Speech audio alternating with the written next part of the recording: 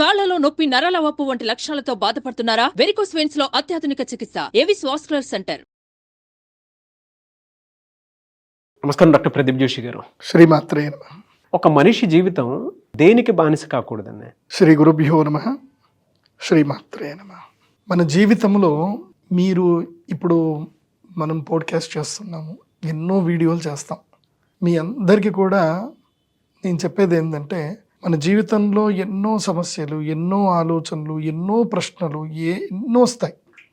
వీటన్నిటికీ సమాధానం మనకి యోగేశ్వరుడు, గీతాచార్యుడు, ఆ కృష్ణుడు మనకి భగవద్గీతలో తెలియజేశాడు.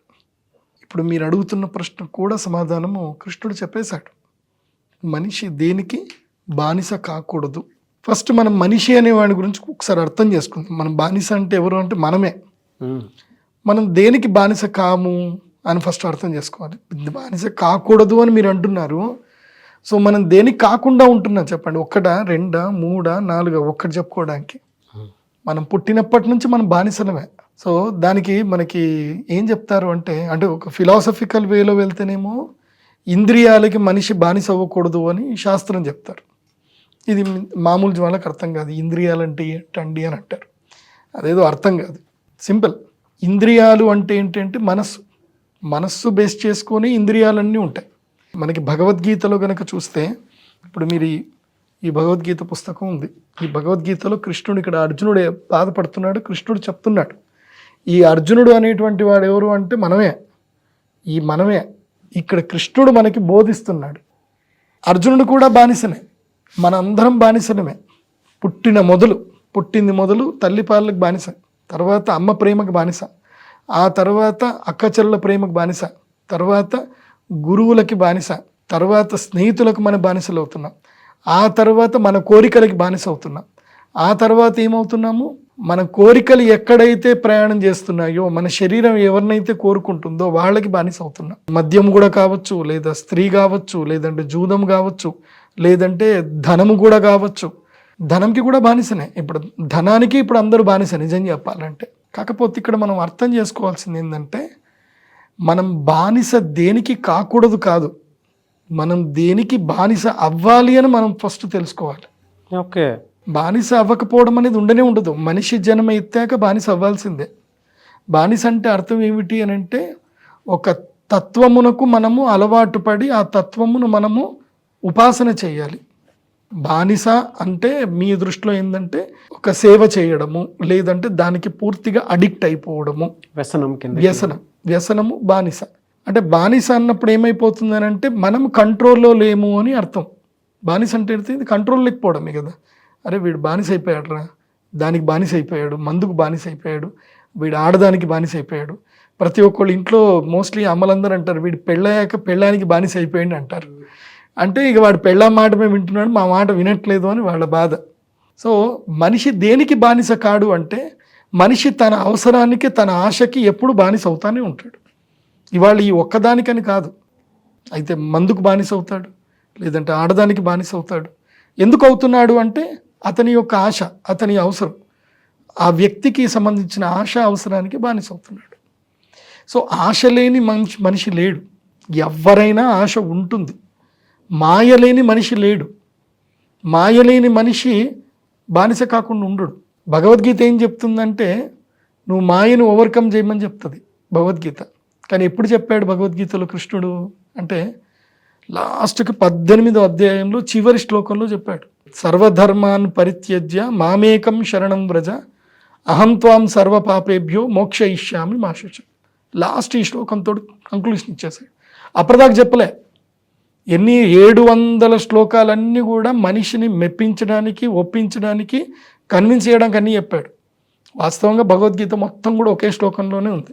ఏం శ్లోకం అంటే, మీకు ఇది అపరిచితుడు సినిమా చూస్తే మీకు తెలుస్తుంది. ఇది అపరిచితుడు సినిమాలో శిక్షించేటప్పుడు ఈ శ్లోకం చెప్తాడు లాస్ట్కి. ఏమని అంటే, సర్వధర్మాన్ పరిత్యజ్య అంటే, నీ మైండ్లో నీకున్న ఆలోచనలు, నీ ధర్మాలు, నీ యొక్క ఇవన్నీ కూడా వదిలే, నీ పైత్యాలన్నీ వదిలేసాయి. సర్వధర్మాన్ పరిత్యజ్య, ధర్మాలని చెప్పాడు, అన్ని ధర్మాలను వదిలే. ఇక్కడ ధర్మము అంటే ఏంటంటే కైండ్ ఆఫ్ పైత్యాలు. ఇవాళ ప్రదీప్ జోషి ఒకటి చెప్తాడు, నిన్న ఒక ఆయనకి చెప్పాడు, ఒక్కొక్కళ్ళు చెప్పారు, ఇంకొకతను ఇంకొకటి చెప్పాడు, పుట్టినప్పుడు ఒకటి చెప్పాడు, ఇంకో ఫ్రెండ్ ఒకటి చెప్పాడు. ఇవన్నీ ఒక్కొక్కళ్ళ ధర్మం ఒక్కొక్కటి పైత్యాలు. సర్వధర్మాన్ పరిత్యజ్య మామేకం శరణం వ్రజ, నన్ను ఒక్కోడిని నువ్వు శరణు వేడు, అహం త్వాం సర్వ పాపేభ్యో మోక్షయిష్యామి మా శుచ. సో నన్ను ఒక్కడిని నువ్వు శరణు వేడు అని అన్నారు. అది భగవద్గీతలో కృష్ణుడు ఏం చెప్పాడు అనేది మనం ఒకటి అర్థం చేసుకోవాలి. సరే, ఇప్పుడు మనిషి దేనికైనా బానిస అవుతాడు అనేది మనకు అర్థమైంది. మరి దేనికి మనం బానిస అవుతే మనకి బాగుంటుంది అది నేర్చుకోవాలి. ఫస్ట్ బానిస అవ్వాల్సింది దేనికి, ఇది మొట్టమొదటిగా మనం తెలుసుకుంటే మన జీవితం చాలా అద్భుతంగా వెళ్తుంది, చాలా అద్భుతంగా వెళ్తుంది. ఆ బానిస అవ్వాల్సింది దేనికి ఏంటంటే నీకు నువ్వు బానిసవ్వు. ఎవరికి? సెల్ఫ్. నీకు నువ్వు బానిసవ్వు. నీకు నువ్వు బానిసవ్వు అంటే ఇప్పుడు ఉదాహరణకి నీ బాస్ ఉన్నాడు, నీ బాస్కి నువ్వు బానిస అయ్యావు, నీ బాస్ చెప్పినట్టే నువ్వు వింటావుగా. అవును. సో నీ బాస్ తనకి ఏది బెనిఫిటో అది నీతో చెప్పించుకుంటాడు. మోస్ట్లీ నీ బెనిఫిట్ ఆలోచించరు. ఏం ఆలోచిస్తారంటే కంపెనీ దేనివల్ల తన వర్కర్స్ తోటి దేనివల్ల పని చేయించుకోవాలి, ఏ పని చేయించడం వల్ల తాను బాగుపడతాడు, తాను లాభం పొందుతాడు, దాన్ని బట్టి దానికి వచ్చిన లాభంతో తన యొక్క ఎంప్లాయీస్కి అందరికీ షేర్ ఇస్తాడు. సో ఇప్పుడు బాస్ ఎవరు? నీ జీవితంలో నీకు బాస్ ఎవరు అవ్వాలి? నేనేమంటాను అంటే బీ యువర్ ఓన్ బాస్. నీకు నువ్వు బానిసవ్వు. నీకు నువ్వు బానిస అయినప్పుడు నిన్ను నువ్వు దిగజార్చుకోవు. అప్పుడు దిగజార్చుకునే పనులు నువ్వు చెయ్యవు, నువ్వు తలదించుకునే పనులు నువ్వు చెయ్యవు. నిన్ను నువ్వు గొప్పగా తీర్చిదిద్దుకోవడానికి నీకు నువ్వు బాస్ అవ్వాలి. దాంట్లోనూ నీకు ఒక సేవ ఉంటాడు. నీ శరీరంలోనే సేవకుడు ఉన్నాడు, నీ శరీరంలోనే బాస్ ఉన్నాడు. ఆ బాస్ ఎవరు అనంటే మైండ్, బుద్ధి. బుద్ధి అనేటువంటి వాడు నీకు బాస్. నీ మనస్సు అనేటువంటిది ఏంది అనంటే నీ సేవకుడు. నీ సేవకుడు నువ్వు చెప్పినట్టు వినడు, నీ మనస్సు నువ్వు చెప్పినట్టు వినదు. ఇవాళ ఉదాహరణకి ఈ వీడియో చూడగాను, లేకపోతే ఏమైనా మోటివేషనల్ వీడియోలు చూడగాను, ఈ మధ్య మీరు ఎవరు మోటివేషనల్ కూడా చేస్తున్నట్టున్నారు, కశ్యప్ది కానీ, శ్రవణ్ కానీ, ఆ తర్వాత ఖాదర్ గారిది, రామ్ గారి, ఇవన్నీ చూడగానే మైండ్ అనిపిస్తుంది. అంటే మైండ్ వింటుంది, అవన్నీ వినేటప్పుడు అంతా మైండ్ వింటుంది. వినగానే ఇంకేంది రేపు పొద్దున్న నుంచి స్టార్ట్, ఇంకా నేను టైం టేబుల్ రాసుకుంటా స్టార్ట్ చేస్తా అని అనుకుంటుంది. ఎర్లీ మార్నింగ్ అలారం మోగానే మైండ్ ఏముంటుందంటే లేవురా అంటుంది, మనస్సు అంటుంది ఊకో ఇప్పుడేం లేస్తావు, అలారం బంద్ చేసి పడుకో అని అంటుంది. కథం మనసు చెప్పిన మాట వింటావా, మైండ్ చెప్పిన మాట వింటావు అంటే మనసు చెప్పిన మాటనే వింటాం, బంద్ చేస్తాం, ఏం చెయ్యం. అందుకే ఫస్ట్ థింగ్ ఏంటంటే మనిషి జీవితంలో ఈ 5 వదులుకోవాలి. 5 వదులుకోవాలి. వదులుకుంటే తనకి తాను బానిస అవ్వగలుగుతాడు. అలా తనకి తాను ఎప్పుడైతే బానిస అవుతాడో ప్రపంచం తనకి బానిస అవుతుంది. ఏ 5 అవి? 5లో చాలా ఇంపార్టెంట్ ఏంటంటే జిహ్వా చాపల్యం వదలాలి. నీ నాలుక మీద నువ్వు అదుపు పెంచుకోవాలి. నీ నాలుక ఏది పెడితే అది అడుగుతానే ఉంటుంది. నీ నాలుకని నువ్వు అదుపులో పెట్టుకోలేదు, నీ మాటలు నువ్వు అదుపులో పెట్టుకోలేదు. ఎందుకోసమంటే మనస్సు, బుద్ధి బాగా ఉన్నప్పుడేమో మాటలు చాలా పద్ధతిగా వస్తాయి. ఇప్పుడు నా బుద్ధి డామినేట్ చేస్తుంది కాబట్టి నేను చక్కగా మాట్లాడుతున్నా, ఎవరు నన్ను చూడట్లే, అప్పుడు నా బుద్ధి డామినేట్ చేయదు, మనస్సు డామినేట్ చేస్తుంది. నోటికి వచ్చిందల్లా వస్తుంది. ఇప్పుడు ఉదాహరణకి 2 గొడవ పెట్టుకుంటున్నారు అనుకుందాం.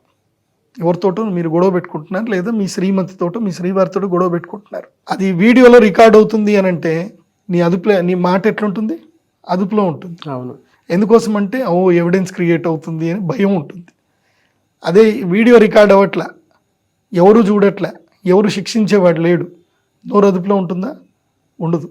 ఇష్టం వచ్చినట్టు మాట్లాడతారు. చేతులు అదుపులో ఉంటాయి, కొడతారు. అందుకే భగవంతుడు సాక్షిభూతం అవుతాడు. ఆ సాక్షిభూతము ఉన్నదానికి మనం భయం ఏదైతే పడుతున్నామో అదే భగవత్ శక్తి. దానికే నేనేమంటాను అంటే ఎవరో నిన్ను చూస్తున్నారనో, ఎవరో నిన్ను అబ్జర్వేషన్ చేస్తున్నారనో నువ్వు సిస్టమ్ కాకు. Always you dominate your brain. నీ బ్రెయిన్ తోటే నువ్వు డామినేటెడ్గా ఉండు.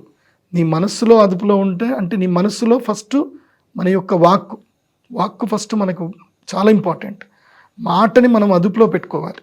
మనస్సుకి మాటకి లింకు ఉండేటప్పుడు మధ్యలో ఫిల్టరైజేషన్ ఒకటి ఉంటుంది, అది బుద్ధితో ఫిల్టరైజేషన్ చేయాలి.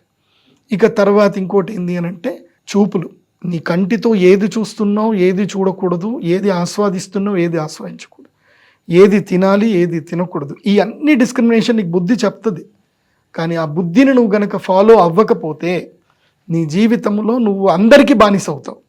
అందరికీ అంటే నువ్వు ఒకే వ్యక్తి మొత్తము ప్రపంచానికి బానిస అవుతావు. ఏది మనస్సు మాట వింటే. అదే బుద్ధి మాట విన్నావే అనుకో, ప్రపంచం నీకు బానిస అవుతుంది. సో ఈ వ్యసనము అనేటువంటి దేనికి ఏంటంటే నీ కీర్తి కోసం నువ్వు వ్యసనపరుడిక. దేనికోసం? కీర్తి కోసం వ్యసనపరుడివిక. అలాగే నీ యొక్క కుటుంబము కోసం నువ్వు వ్యసనపరుడిక. నీ యొక్క కుటుంబము ఉద్ధారం అవ్వడానికి, గెలవడానికి నువ్వు వ్యసనపరుడిగా. దేనికి వ్యసనపరుడు కావాలి అని అంటే కీర్తికి, విజయానికి వ్యసనుడి కావాలి. అందుకే మనకి భగవద్గీతలో కృష్ణుడు చెప్పేది కూడా అదే. నువ్వు నీ మైండ్ సెట్ ఏం పెట్టకు. నాకు తప్పు చేస్తున్నానా, ఒప్పు చేస్తున్నానా, చంపుతున్నానా, ఇవన్నీ చెయ్యకు. నువ్వు యుద్ధం చేయడం మాత్రం చెయ్యి. యుద్ధం చేయడం మాత్రం నీ కర్తవ్యం. పోరాడడం మాత్రమే నీ కర్తవ్యం. సో జీవితంతో పోరాడేటప్పుడు నీ బుద్ధిని మాత్రమే వాడుతూ ముందుకు వెళ్ళు. ఆ బుద్ధి కూడా కరెక్ట్గా ఉండాలి. అది కూడా కరెక్ట్ లేదంటే పోతుంది. ఫస్ట్ ఆ బుద్ధిని నువ్వు మంచి భగవద్గీతతో, మంచి మాటలతో, మంచి నడవడికతోటి ట్యూన్ చేసుకో. అలా ట్యూన్ చేసుకున్నప్పుడు నీ యొక్క జీవితంలో నీకు నువ్వు బానిస అయితే ప్రపంచం నీకు బానిస అవుతుంది. లేదంటే నువ్వు ప్రపంచానికి బానిస అవుతావు. సో మాట పొదుపుగా ఉండాలి. ఏది పడితే అది విసిరేయడానికి అవకాశం లేకుండా మాట్లాడేటప్పుడు రెండు అంటే మన చూపు వెళ్ళిన ప్రతి చోట మనిషి వెళ్ళకూడదు అంటారు. తర్వాత కీర్తి కోసం, విజయం కోసం మనం వెళ్ళాల్సినటువంటి అవసరం ఉంది. అంతే. ఫిఫ్త్ది ఏదో అన్నారు, పంచేంద్రియ నిగ్రహాలు అని అంటారు. పంచేంద్రియాలు అంటే ఏంటంటే శ్రోత్రం, చక్షు, స్పర్శనం చ, రసనం, ఘ్రాణమేవచ. 5. రసనం అంటే నాలుక, ఏది తినాలి ఏది తినకూడదు. చెవి, ఏది వినాలి ఏది వినకూడదు. కళ్ళు, ఏది చూడాలి ఏది చూడకూడదు. చర్మం, ఎవరిని మనం ముట్టాలి ఎవరిని ముట్టకూడదు. ఎవరితో మనము సాంగత్యం చేయాలి ఎవరితో మనం సాంగత్యం చేయకూడదు. తర్వాత ముక్కు, ఏది మనం పీల్చాలి ఏది మనం పీల్చకూడదు. ఇవే ఈ 5టిని మనం కరెక్ట్ కంట్రోల్ చేసుకోగలిగితే మన జీవితం అంతా బాగుంటుంది. ఈ 5టిని పంచేంద్రియ నిగ్రహమే మనని జీవితంలో కరెక్ట్ ప్లేస్కి తీసుకొస్తుంది. లేదంటే మనని బానిసల్ని చేస్తుంది. సో ఈ పంచేంద్రియాలు మనల్ని డిసైడ్ చేసేస్తాయి. అంటే వ్యసనానికి ఏ విధంగా వెళ్తుంది, ఏ విధంగా వెళ్లకుండా ఉండడానికి ఏవి అవుతాయి అనేటువంటి దానికి. థ్యాంక్ యూ అండి. Thank you so much doctor Pradeep Joshi గారు. సుమన్ టీవీలో మీ పర్సనల్ అండ్ బిజినెస్ ప్రమోషన్స్ కోసం కింది నెంబర్కి కాంటాక్ట్ చేయండి.